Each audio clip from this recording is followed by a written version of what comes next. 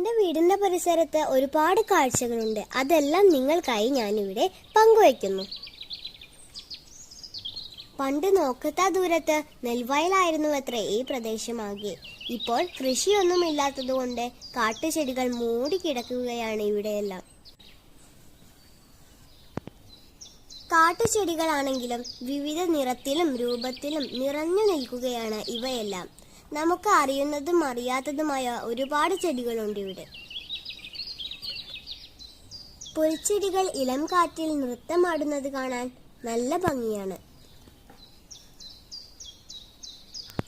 നമ്മളൊന്ന് തൊട്ടാൽ നാണം കൊണുങ്ങുന്ന തൊട്ടാവാടിയെ കുറിച്ച് കേട്ടിട്ടില്ലേ നിങ്ങൾ?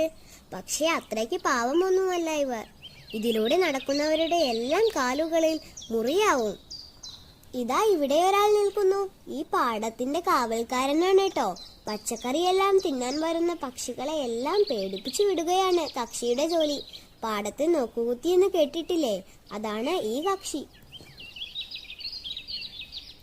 മഴയിൽ കുതിർന്ന കവുങ്ങിൻ തോട്ടത്തിലൂടെ ഒഴുകുന്ന കുഞ്ഞരുവികൾ കാണാൻ നല്ല ഭംഗിയാണല്ലേ.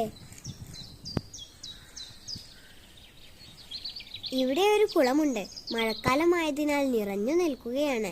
ഇതിൽ നിറയെ മീനുകളുമുണ്ട്.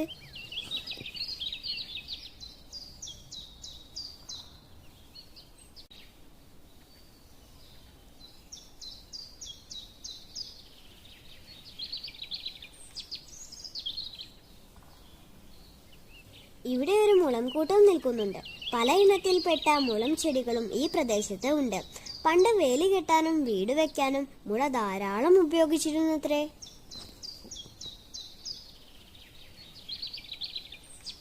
മുളയിൽ നിന്ന് ലഭിക്കുന്ന മുളയരിയെ കുറിച്ച് കേട്ടിട്ടുണ്ട്.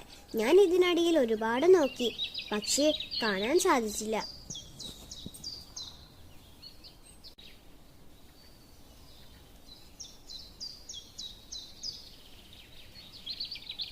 എന്റെ വീടിന്റെ മുമ്പിലൂടെ ഒഴുകുന്ന ഈ ചെറുതോടിന് ഒരുപാട് കാലത്തെ പഴക്കമുണ്ട്. പണ്ട് കൃഷിയിടങ്ങളിലേക്ക് വെള്ളം എത്തിക്കുന്നതിന് വേണ്ടി കർഷകർ നിർമ്മിച്ചതാണത്രേ ഈ തോട്.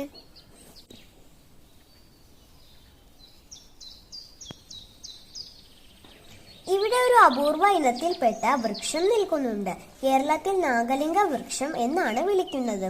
ഇംഗ്ലീഷിൽ കനാൻ ബോൾ ട്രീ എന്നും വിളിക്കും.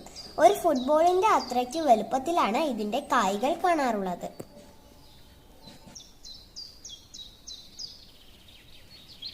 ഇതിന്റെ പൂവ് പാമ്പിന്റെ പത്തി പോലെയാണ് കാണപ്പെടുന്നത്. അതുകൊണ്ടാണ് ഇതിനെ നാഗലിംഗ പുഷ്പം എന്നറിയപ്പെടുന്നത്. ഇപ്പോൾ ഇതിൽ പൂവൊന്നുമില്ല. പൂവിന് നല്ല ഭംഗിയും മണവും ഉണ്ടാകും.